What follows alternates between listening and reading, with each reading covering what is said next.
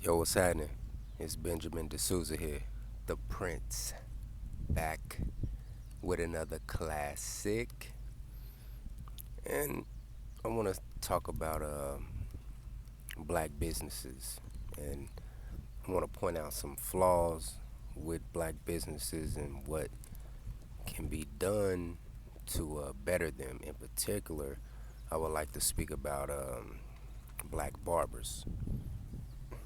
And just something that I've noticed as of recently, because this is something that a problem that I've recently have run into.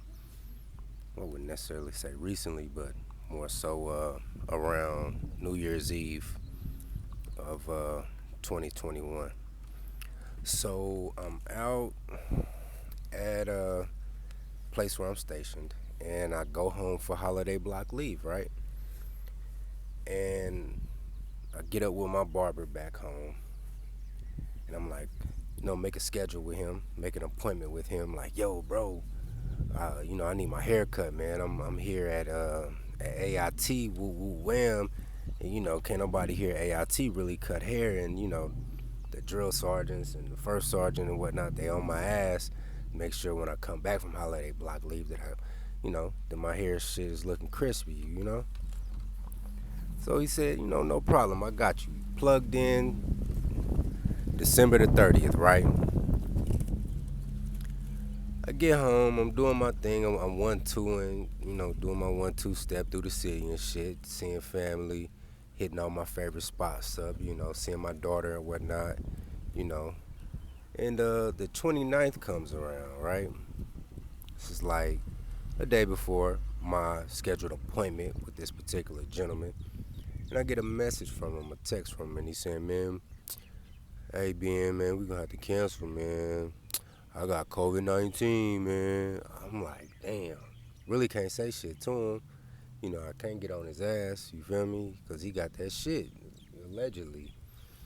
So I go back home, hair looking a mess. I had like a fucking 4 week wolf going on, you hear me? So, and I'm getting, as soon as I get to the motherfucking airport, whole bunch of sergeants there, you know, processing, trying to process in all these hundreds of soldiers and shit. And they see me with my shaggy ass hair, and they just ripping me to shreds. I get back to my AIT station, going through the in process, and now my drill sergeants is getting on my ass. You know what I mean? Just talking bad to me. You feel me? And I'm just like, man. Mm. Lo and behold, guess what?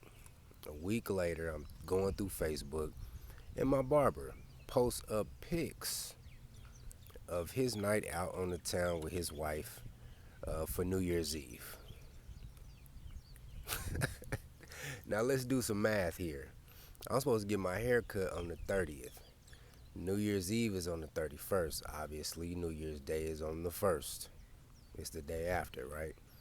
How the fuck, if you got goddamn COVID and you supposed to be quarantining, and that's the reason as to why you can't cut my fucking hair, why do you have a goddamn photo collage on Facebook put up with your night out on the town New Year's Eve with your wife? How, Sway? How?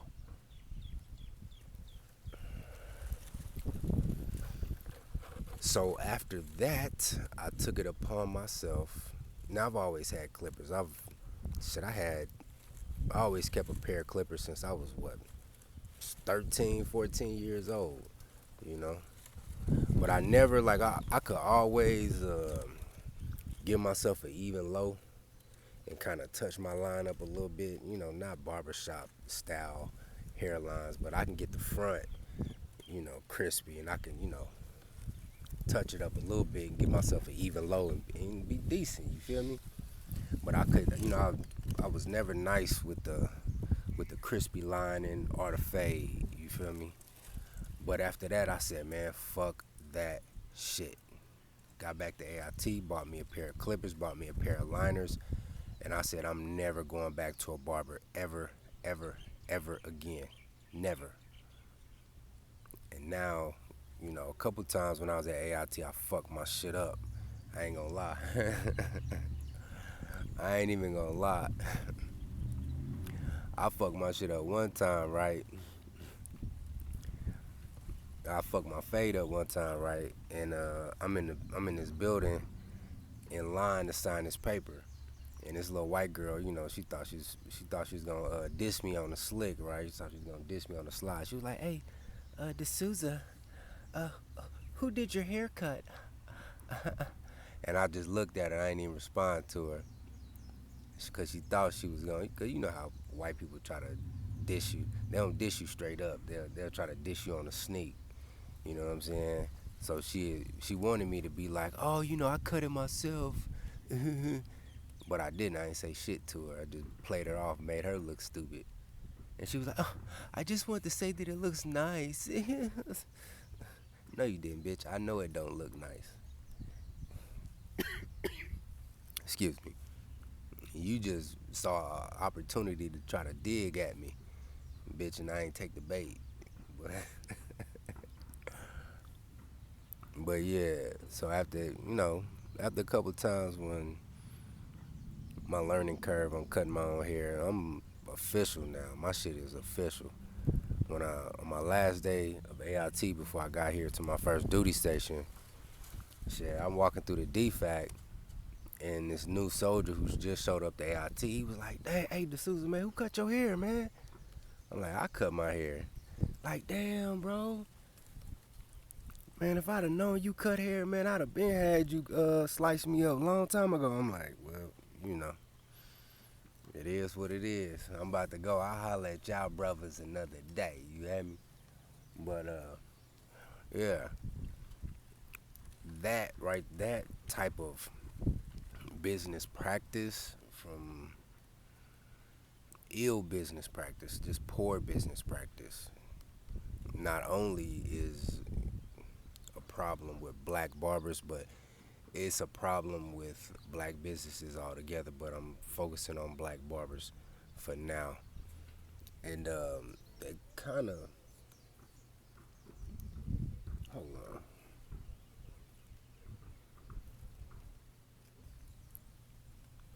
The level of arrogance with black barbers just really fucking pisses me off. I'm pretty sure that the sisters can relate to black hairdressers. They might run into the same dynamic, but black barbers in particular fucking piss me off with their arrogance. They figure that they are the gatekeepers of your drip. You know what I'm saying? Like, yeah, nigga, you can go to the gym and get your swole on, and you can go to the mall and get your fit right. But nigga, I'm that motherfucker who gonna get your head right, who gonna get that haircut right. You know what I'm saying? So they think they are the gatekeepers of your drip. You feel me? And that shit fucking pisses me off because they kind of like, what's that old trope about weed men? The weed man and how arrogant the weed man is. You know, like you his client and shit, but he want to act arrogant and shit and act as if you bothering him. It's like, motherfucker, I'm paying your goddamn rent. You know what I'm saying?